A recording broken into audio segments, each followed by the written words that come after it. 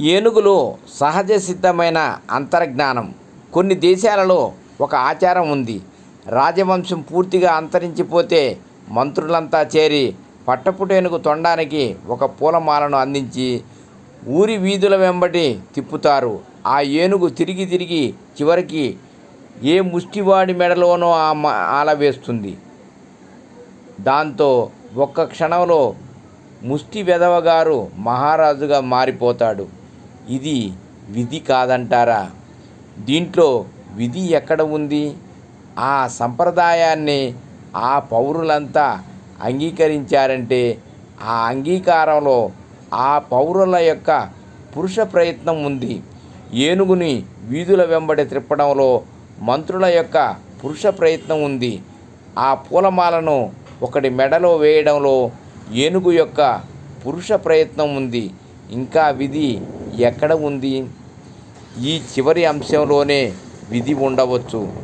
ఆ ఏనుగు పూలదండను వీడి మెడలోనే ఎందుకు వెయ్యాలి? ఇంకొకటి మెడలో వేయరాదా? అక్కడే విధి పని ఉంది అంటాను. అక్కడే విధి పనిచేస్తోందేమో.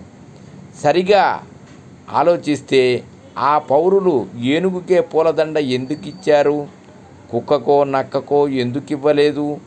ఏనుగులో సహజ సిద్ధమైన అంతర్జ్ఞానం ఒకటి ఉందని, దానివల్ల అది యోగ్యుడైన వ్యక్తిని గుర్తుపట్టగలదని వారు అనుభవం వల్ల గ్రహించారు.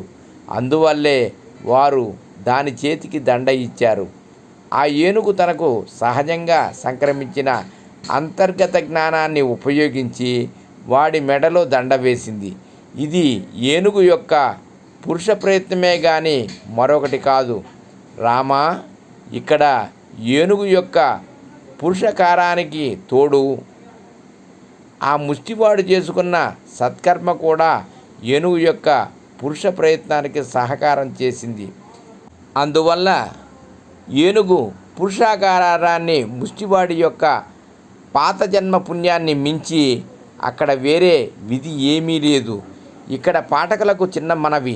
ఈ రోజుల్లో మనకు ఏనుగుల్లో రాజు కాగల మనిషిని గుర్తుపట్టే శక్తి ఉందంటే నమ్మబుద్ధి కాదు. ఏనుగు ఒకటి మెడలో దండ వేయడం కేవలం ఫ్లూక్ అని మనకు అనిపిస్తూ ఉంటుంది. కానీ ఒక్కొక్క జంతువులో ఒక్కొక్క విశేషమైన అంతర్జ్ఞానం ఉంటుందని ఈనాటి సైన్స్ బాగా గుర్తించింది. ఉదాహరణకు కుక్కలకు వాసనను గుర్తుపట్టే జ్ఞానం ఎక్కువ. దీనిని ఉపయోగించి ఈనాడు పోలీసు శాఖ వారు దొంగలను, హంతకులను పట్టుకుంటున్నారు. గుర్రాలకు శత్రువుల మిత్రుల్ని గుర్తుపట్టే జ్ఞానం ఎక్కువ. దీనిని ఉపయోగించి మొన్నటిదాకా యుద్ధాలలో గుర్రాలను వాడుకుంటూ ఉండేవారు. వాన రాకను చాలా ముందుగానే గుర్తుపట్టగల జ్ఞానం గాడిదలకు ఎక్కువ. దీనిని ఉపయోగించి పల్లెటూర్లలో రైతులు వ్యవసాయ పనులు చూసుకోవడం మొన్నటి దాకా ఉండేది. గడియారం లేకుండానే కాలాన్ని గుర్తుపట్టగల జ్ఞానం కోడికి ఈనాటికి ఉంది.